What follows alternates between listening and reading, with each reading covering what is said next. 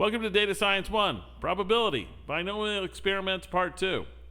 These are the ideas that we're going to need to know in order to get through this video. Multiplication rule, combination, random variables, and probability distributions. If you're unfamiliar with these ideas, please go back and watch the previous videos on them. All right, we've talked about the Bernoulli experiment, where we have exactly two outcomes, and we've talked about these, and you can go back in the video and watch to see what these are. And then we started to talk about the binomial experiment, where we have n trials that are independent and are conducted so that the probability of the success is the same, and the probability of failure is then the same.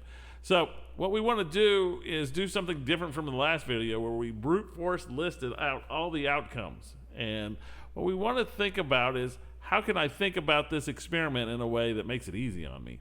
So what I'm going to do is I'm going to put placeholders for each of the experiments, trial 1, trial 2, trial 3, up to trial n.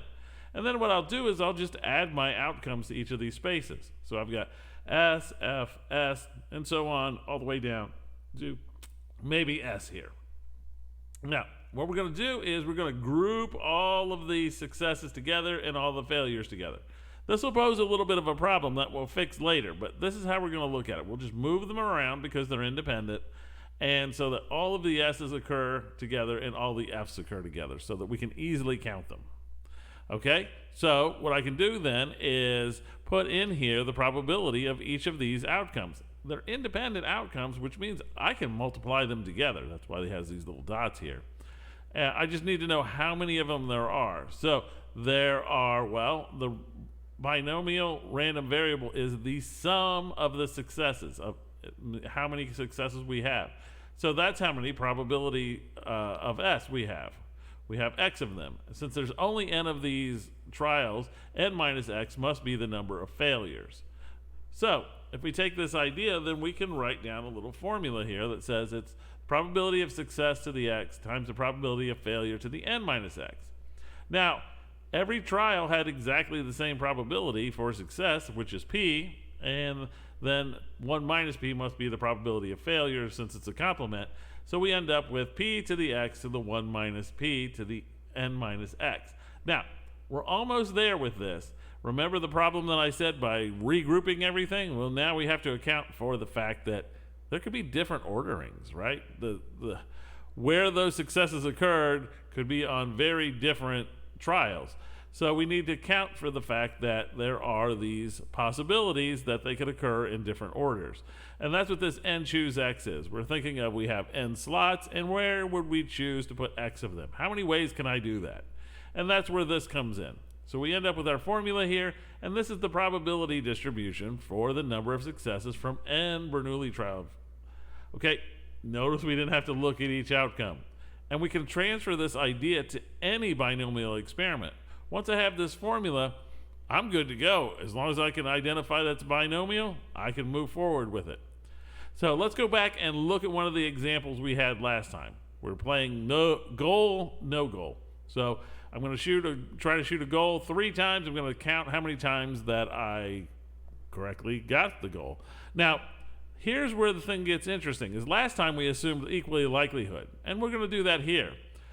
So here's our formula. Here's f of 1.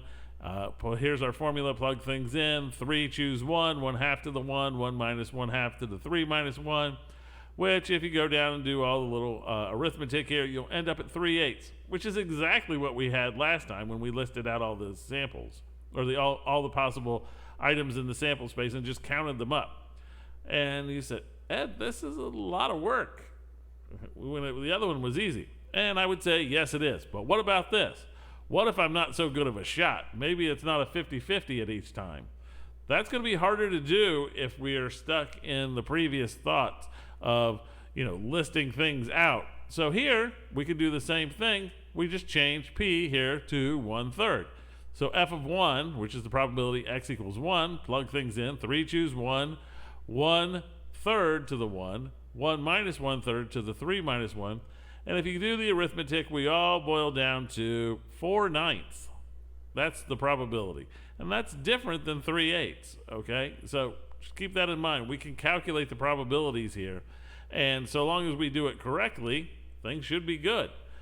Okay, so what did we do? we have the binomial experiment and its associated random variable and probability distribution are simple but extremely important. It allows us for the replication of the Bernoulli experiment. Remember, these sample spaces might be really big and we can't list them all out.